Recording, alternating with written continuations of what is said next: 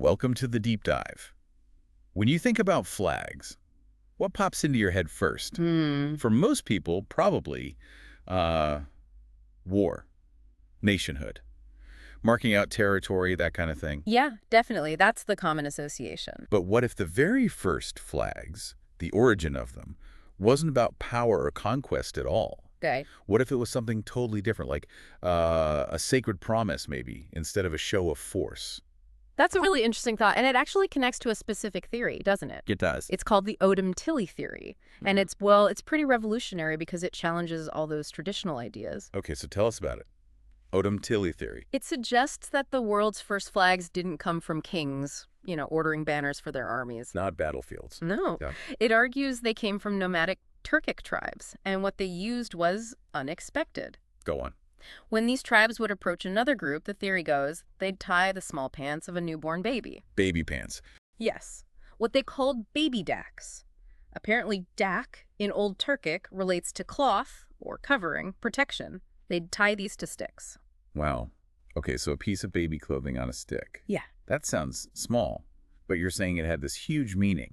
Exactly. It wasn't just practical, though maybe it started that way. It became this profound symbol A symbol of what? of peaceful intent, a desire to unite, not fight, and crucially, a promise to protect life, to ensure a future for the children. So that's our mission for this deep dive then, to really get into the history, the culture, the language, The spiritual side, too. right, the spiritual layers of this, well, forgotten origin story for flags, and what it tells us about these symbols we see everywhere. Precisely. And what's so compelling is how it flips our usual script about early human interaction. How so? Well, think about the ancient Turkic peoples. For thousands of years, they weren't building cities, settling down. They were nomads, herders, horsemen out on the steppe, Exactly. Their whole life was about movement. Constant movement was survival. which means land ownership.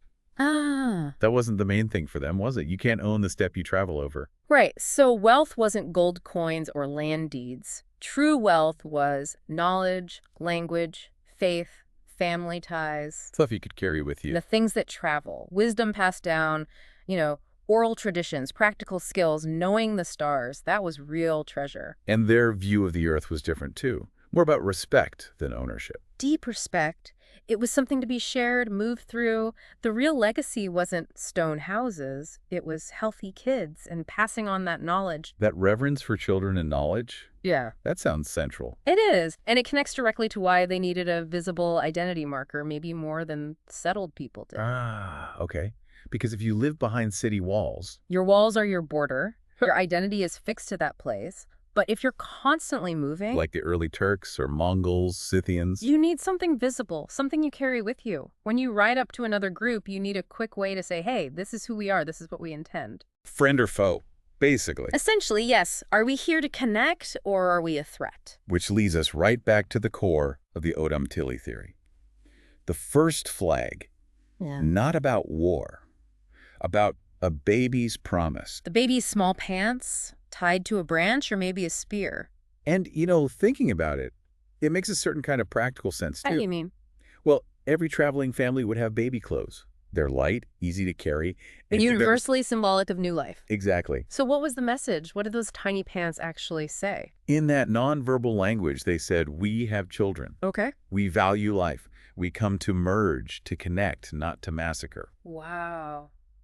That's powerful. It was a declaration. If our tribes unite, our children, yours and ours, will be stronger, healthier, better fed. So the pants fluttering in the wind were like a promise. A promise of a better future through cooperation. Our children will grow together. And this wasn't just a social thing, it had a spiritual dimension too. Oh, absolutely. Deeply connected to early Turkic spirituality. Tell me about that. They had beliefs centered around Tengri, the great sky god, Ume, the earth goddess, Ancestors. and revered ancestors, yes, all watching over life. Children were seen as sacred gifts from the Creator, the continuation of life itself. So raising that flag, the baby pants. It wasn't just signaling peace to other humans, it was like making a statement, a vow before the divine. A vow about what? A vow that this interaction, this approach, was rooted in protecting life. It elevated the whole thing to a sacred duty. So even if conquest happened later, and it did, Yes, and we need to address that. But the theory suggests that originally, this symbol set a precedent. Conquest, if it came, was framed differently, How so? as guardianship, Yeah. as building a better future for the young ones, not just about greed or destruction.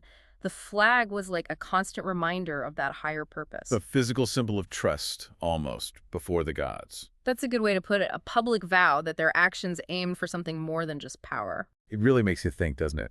Yeah. Imagine if modern flags still carried that primary meaning, protecting the next generation. International relations might look rather different. Yeah.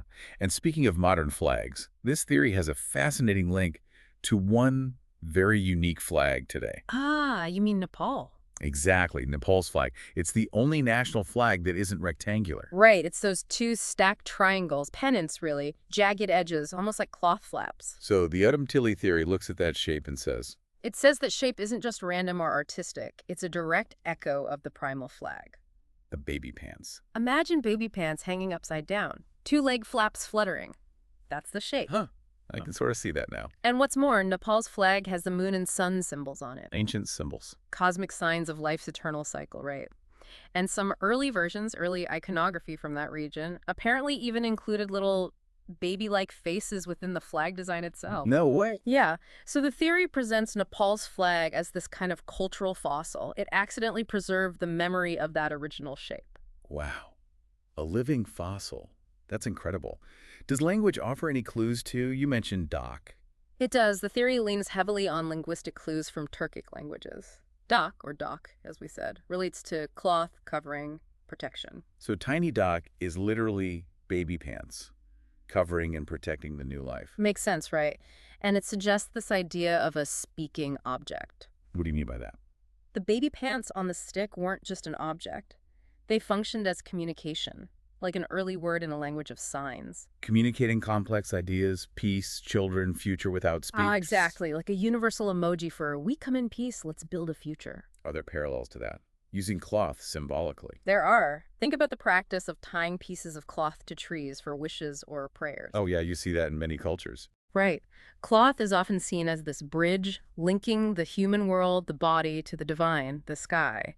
It carries prayers, symbolizes connection, continuity. It's a very old, very human way of communicating non-verbally. Okay, so we have this symbol of peace, of children of the future.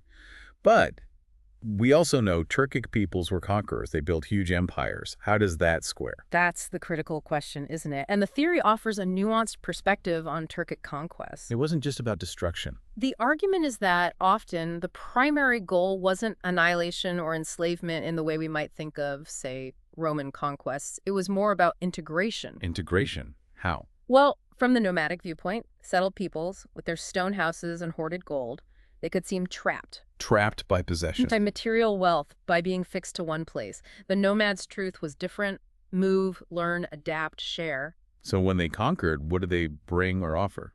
They often introduced sophisticated military tactics, for sure, like cavalry, but also things like efficient postal systems, diplomatic practices. Their language spread widely. Turkic words are found all over Eurasia. And their religious ideas often blended with local beliefs rather than completely erasing them. It was more about absorption and transformation. So the flag, the baby pants symbol, still held meaning even in conquest. The idea is, yes, it served as a reminder, perhaps, that the tools of conquest, the horses, the swords, were ultimately meant for survival, for building that shared future, for protecting the next generation. The child's future, ideally, still came first. So how did we get from baby pants on a stick to the flags we see today? Well, evolution over centuries. It was a natural progression. Now what came next? Warriors started adding things, maybe animal skins for durability or symbolism. Horsetails were very important. The two. Exactly, the two. These bundles of horsehair, often ornate, became major standards. And then tribal symbols, the tamgas. Like a family crest or a brand? Sort of, yeah. Unique marks identifying the clan or tribe. These got stitched onto banners. And then came kings and empires. Yeah. And they started using larger banners, richer materials, complex stitched symbols, specific colors representing the dynasty or the state.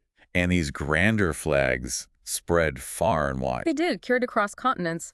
But in that process, the original shape, that simple, pointed, flapping shape, it mostly disappeared. So it became standardized into rectangles mostly. Right, more rigid, more uniform. Preserved, as we said, almost accidentally in these rare outliers, like Nepal's flag, a little whisper from the deep past. So let's try to wrap this up. the core message here, if we take the Odom-Tilly theory seriously. Is that even though modern flags often mark borders, fly on tanks, symbolize national power, Deep down, maybe hidden in the very idea of a flag. is arguably the oldest promise humans made to each other with a symbol: protect life, secure a future for the children. So for that Turkic nomad, the flag wasn't just a war cry. No, it was more like a sacred vow, made before the divine, visible to all, that empire building, growth, even conflict, was ultimately. For the baby's bright future, not just for gold or stone. That's the essence of the theory, a really profound shift in perspective. So final thought for you listening. Next time you happen to see Nepal's flag, that unusual triangular one, Take a moment. Remember, it might just be carrying a whisper of that first forgotten flag. that piece of cloth on a branch out on the ancient steppes. A baby's pants lifted to the sky, promising peace, survival, and a shared tomorrow. Makes you wonder what messages our flags carry today, doesn't it?